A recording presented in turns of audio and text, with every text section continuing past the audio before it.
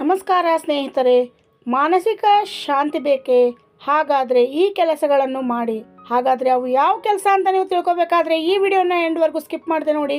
ಹಾಗೆ ಸಬ್ಸ್ಕ್ರೈಬ್ ಆಗಿ ಪಕ್ಕದಲ್ಲಿರೋ ಬೆಲ್ ಬಟನ್ ಒತ್ತಿದರೆ ನಾವು ಮಾಡೋ ವಿಡಿಯೋ ನೋಟಿಫಿಕೇಷನ್ ಮೊದಲು ಬಂದು ನಿಮಗೆ ತಲುಪ್ತವೆ ಅಂತ ಹೇಳ್ತಾ, ಹಾಗೆ ಒಂದು ಲೈಕ್ ಕೊಡುವುದನ್ನು ಮಾತ್ರ ಮರಿಬೇಡಿ ಅಂತ ಹೇಳ್ತಾ, ಬನ್ನಿ ಹಾಗಾದರೆ ನಾವು ಶಾಂತಿಯಿಂದ ಇರಬೇಕಂದ್ರೆ ಅವು ಯಾವ ವಿಚಾರಗಳು ಅಂತ ತಿಳ್ಕೊಳ್ಳೋಣ. ಪ್ರಸ್ತುತ ದಿನಗಳಲ್ಲಿ ಮನುಷ್ಯರು ಮಾನಸಿಕ ಶಾಂತಿಯನ್ನು ಪಡೆದುಕೊಳ್ಳುವುದಕ್ಕಾಗಿ ಪರದಾಡುತ್ತಿದ್ದಾರೆ. ಯಾರಲ್ಲಿ ನೋಡಿದರೂ ಒತ್ತಡ, ಕೋಪವೇ ಹೆಚ್ಚಾಗಿದೆ. ಚಿಕ್ಕ ಪುಟ್ಟ ವಿಚಾರಗಳಿಗೂ ಕೋಪ, ಒತ್ತಡವನ್ನು ವ್ಯಕ್ತಪಡಿಸುತ್ತಿದ್ದಾರೆ.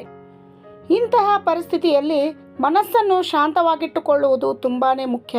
ಮಾನಸಿಕ ಶಾಂತಿಗಾಗಿ ನಾವು ಏನು ಮಾಡಬೇಕು? ಮಾನಸಿಕ ಶಾಂತಿಯನ್ನು ಕಾಪಾಡಿಕೊಳ್ಳಬೇಕಾದರೆ ಹೀಗೆ ಮಾಡಬೇಕು. ಹಾಗಾದರೆ ನೋಡೋಣ ಬನ್ನಿ ಸ್ನೇಹಿತರೆ. ಪ್ರತಿದಿನವೂ ನಮ್ಮ ಸುತ್ತಮುತ್ತ ನಡೆಯುವ ಕೆಲವೊಂದು ಘಟನೆಗಳು ನಮಗೆ ದುಃಖವನ್ನು, ಮಾನಸಿಕ ಚಿಂತೆಯನ್ನು ನೀಡುತ್ತದೆ.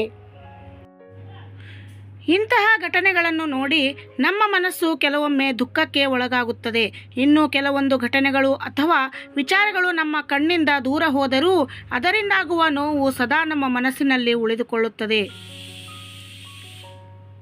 ನೆನೆದಷ್ಟು ದುಃಖವನ್ನು ಸೃಷ್ಟಿಸುತ್ತದೆ. ಇವುಗಳು ನಮ್ಮ ಮನಸ್ಸಿನಲ್ಲಿ ಗೊಂದಲದ ಗೂಡನ್ನು ಸೃಷ್ಟಿಸುತ್ತದೆ. ಎಷ್ಟೇ ಮರೆಯಬೇಕೆಂದು ಬಯಸಿದರೂ ಅದು ಅಷ್ಟು ಸುಲಭವಾಗಿ ನಮ್ಮಿಂದ ಮರೆಯದಂತೆ ಮಾಡುತ್ತದೆ. ಇಂತಹ ಪರಿಸ್ಥಿತಿಯಲ್ಲಿ ನಮ್ಮ ಮನಸ್ಸನ್ನು ಶಾಂತವಾಗಿಟ್ಟುಕೊಳ್ಳುವುದು ತುಂಬಾ ಮುಖ್ಯ. ಈ ಕೆಲಸಗಳಿಂದ ನಾವು ನಮ್ಮ ಮನಸ್ಸನ್ನು ಶಾಂತವಾಗಿಟ್ಟುಕೊಳ್ಳಬಹುದು. ಮೊದಲನೆಯದಾಗಿ, ಸಜ್ಜನರ ಸಹವಾಸ ಮಾಡಿ. ಒಳ್ಳೆಯ ಕೆಲಸ ಮಾಡಲು ಸದಾ ಒಳ್ಳೆಯವರ ಸಹವಾಸ ಮಾಡಬೇಕು ಎನ್ನುವ ಮಹಾಪುರುಷರ ಮಾತುಗಳನ್ನು ನೀವು ಕೇಳಿರಬಹುದು. ಇದರ ಹಿಂದಿನ ಕಾರಣವೆಂದರೆ, ನಾವು ಒಳ್ಳೆಯ ಜನರ ಸಹವಾಸದಲ್ಲಿದ್ದಾಗ ನೀವು ಯಾವಾಗಲೂ ಒಳ್ಳೆಯದನ್ನು ಕಲಿಯುತ್ತೀರಿ. ಒಳ್ಳೆಯ ಜನರ ಸಹವಾಸದಲ್ಲಿ ನೀವು ಧನಾತ್ಮಕ ಶಕ್ತಿಯನ್ನು ಪಡೆಯುತ್ತೀರಿ. ಇದರಿಂದಾಗಿ ನೀವು ಕೆಟ್ಟ ಸಮಯವನ್ನು ಸುಲಭವಾಗಿ ಸಹಿಸಿಕೊಳ್ಳುತ್ತೀರಿ. ನಕಾರಾತ್ಮಕ ವ್ಯಕ್ತಿಗಳು ನಿಮಗೆ ಒಳ್ಳೆಯವರೆಂದು ತೋರಬಹುದು, ಆದರೆ ಅವರ ಸಹವಾಸವು ನಿಮ್ಮೊಳಗಿನ ಮಾನಸಿಕ ಸ್ಥಿತಿಯನ್ನು ಮತ್ತಷ್ಟು ಹಾಳು ಮಾಡುತ್ತದೆ. ಆದ್ದರಿಂದ ನಿಮ್ಮ ಜೀವನದಲ್ಲಿ ಒಳ್ಳೆಯವರಿಗೆ ಮಾತ್ರ ಸ್ಥಾನ ನೀಡಿ. ಇನ್ನು ಚಿಕ್ಕ ಪುಟ್ಟ ಪ್ರಯತ್ನಗಳು ಫಲ ನೀಡುವುದು. ಜಗತ್ತಿನಲ್ಲಿ ದುಃಖ ಯಾವಾಗಲೂ ಆವರಿಸಿಕೊಂಡಿರುತ್ತದೆ. ಪ್ರತಿಯೊಬ್ಬರ ಸಂಕಟವನ್ನು ಹೋಗಲಾಡಿಸಲು ನಮಗೆ ಸಾಧ್ಯವಾಗುವುದಿಲ್ಲ, ನಿಜ. ಹಾಗಂತ ನಾವು ಅವರಿಗೆ ಬೆನ್ನು ತೋರಿಸಿ ಹೋಗಬೇಕೆಂದಲ್ಲ.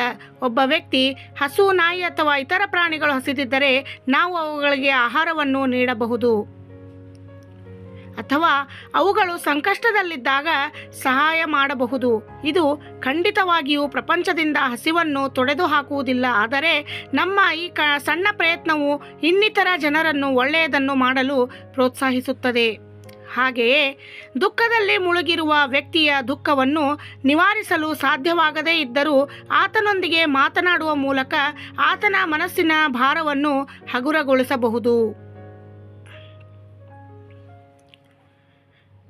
ಒಬ್ಬರಿಂದ ಪ್ರಪಂಚವನ್ನು ಬದಲಾಯಿಸಲು ಸಾಧ್ಯವಿಲ್ಲ. ಮನುಷ್ಯರಾದ ನಾವು ನಮ್ಮ ಕ್ರಿಯೆಗಳಿಂದ ವಿಮುಖರಾಗಬಾರದು, ಆದರೆ ಕೆಲವೊಮ್ಮೆ ನಮ್ಮ ಕ್ರಿಯೆಗಳು ಸಹ ಕೆಲವು ವಿಷಯಗಳನ್ನು ನಾವು ಬಯಸಿದಂತೆ ಮಾಡಲು ಸಾಧ್ಯವಿಲ್ಲ ಎಂಬುದಂತೂ ನಿಜ. ಉದಾಹರಣೆಗೆ, ಅಪರಾಧದ ಸುದ್ದಿ ದೂರದ ನಗರ ಅಥವಾ ಹಳ್ಳಿಯಿಂದ ಬಂದರೆ ಎಲ್ಲೋ ನಕಾರಾತ್ಮಕ ಶಕ್ತಿಯು ನಿಮ್ಮನ್ನು ಸುತ್ತುವರೆದಿದೆ ಮತ್ತು ಜಗತ್ತು ಎಷ್ಟು ಕೆಟ್ಟದಾಗಿದೆ ಎಂದು ನೀವು ಯೋಚಿಸಲು ಪ್ರಾರಂಭಿಸುತ್ತೀರಿ. ಅಂತಹ ಪರಿಸ್ಥಿತಿಯಲ್ಲಿ ನಿಮ್ಮ ಮನಸ್ಸು ಚಂಚಲವಾಗುತ್ತದೆ. ಅಂತಹ ಪರಿಸ್ಥಿತಿಯಲ್ಲಿ ನಿಮ್ಮ ಇಚ್ಛೆಯಂತೆ ಎಲ್ಲವನ್ನೂ ಮಾಡಲು ಸಾಧ್ಯವಿಲ್ಲ ಎಂಬುದನ್ನು ನೀವು ತಿಳಿದುಕೊಳ್ಳಿ. ನಿಮ್ಮ ಸ್ವಂತ ಕ್ರಿಯೆಗಳ ಮೇಲೆ ಮಾತ್ರ ನಿಮಗೆ ಅಧಿಕಾರವಿದೆ. ನಿಮ್ಮನ್ನು ಮತ್ತು ನಿಮ್ಮ ಕುಟುಂಬದ ಸದಸ್ಯರನ್ನು ಯಾವುದೇ ಅಪರಾಧ ಚಟುವಟಿಕೆಯಿಂದ ದೂರವಿರಿಸಲು ಮಾತ್ರ ನೀವು ಪ್ರಯತ್ನಿಸಬಹುದು. ಅಲ್ಲದೆ ನಿಮ್ಮ ಮಕ್ಕಳಿಗೆ ಯಾವುದೇ ಜೀವಿಗಳನ್ನು ಹಿಂಸಿಸದಂತೆ ನೀವು ಕಲಿಸಬಹುದು, ಆದರೆ ಇಡೀ ಪ್ರಪಂಚದ ಅಪರಾಧವನ್ನು ತಡೆಯಲು ಸಾಧ್ಯವಿಲ್ಲ. ದಯೆ, ಸಹಾಯ ಮತ್ತು ನಮ್ರತೆಯನ್ನು ಬೆಳೆಸಿಕೊಳ್ಳಿ. ಮನುಷ್ಯನಾಗಿ ನಿಮ್ಮ ಮನಸ್ಸಿನಲ್ಲಿ ಕರುಣೆ ಇರಬೇಕು.